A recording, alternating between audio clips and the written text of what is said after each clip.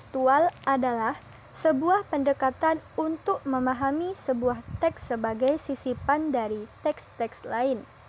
Intertekstual juga dipahami sebagai menghubungkan teks dari masa lampau sampai masa kini.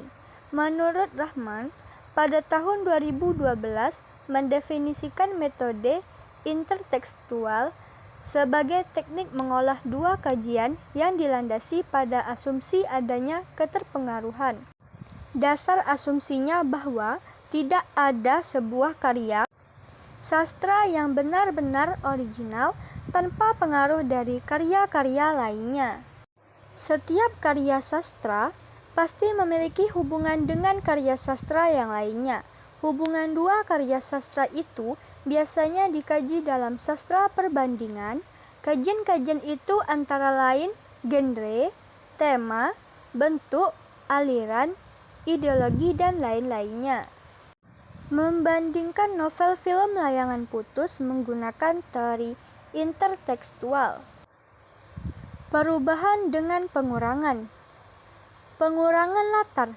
Pengurangan latar dalam film layangan putus mengalami pengurangan dianggap agar durasi film tidak terlalu panjang, sehingga latar yang diambil hanya dianggap penting. Latar dalam novel layangan putus ada 10 dan yang mengalami pengurangan ada 2 latar. Salah satu latar yang mengalami pengurangan adalah sungai, di mana Kinan diajak bermain arung jeram oleh adiknya Haris. Latar tersebut tidak penting untuk ditampilkan karena akan menambah durasi film yang ditayangkan, sehingga sutradara membuat latar tersebut.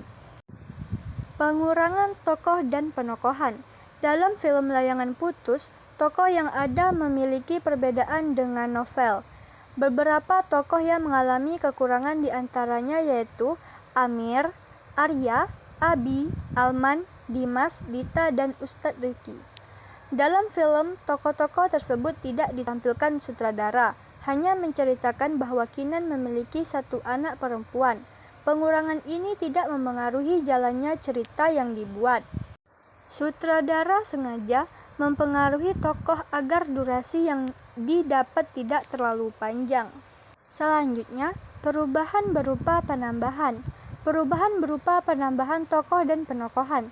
Terdapat penambahan tokoh dan penokohan yaitu Lolita, Andre, Mbak Tun, dan Mbak Laras. Sementara tokoh yang tetap berada di film mengalami perubahan nama yaitu Amir sebagai anak laki-laki Kinan dan Raya sebagai anak perempuan Kinan. Penambahan tokoh ini dianggap penting karena agar cerita yang dibangun dapat mendukung dan membuat klimaks penonton dalam menikmati filmnya. Selanjutnya, perubahan berupa variasi. Perubahan berupa variasi latar. Dalam latar yang berada pada novel dan film memiliki variasi yang berbeda-beda. Yang dimaksud latar di sini adalah latar tempat yang ada dalam novel dan film. Dalam novel, latar tempat banyak terjadi di rumah, sekolah, dan lain-lain.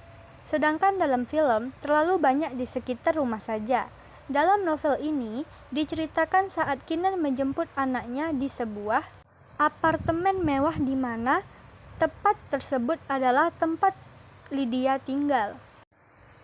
Perubahan berupa variasi tokoh dan penokohan. Tokoh pertama, Aris, dalam sebuah novel adalah seorang laki-laki yang agamis.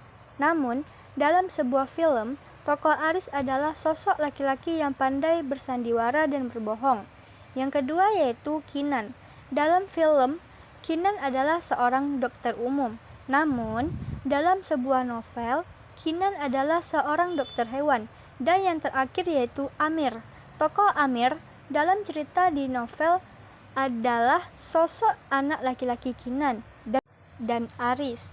Namun, dalam film, anak Aris dan Kinan yaitu seorang anak perempuan bernama Raya.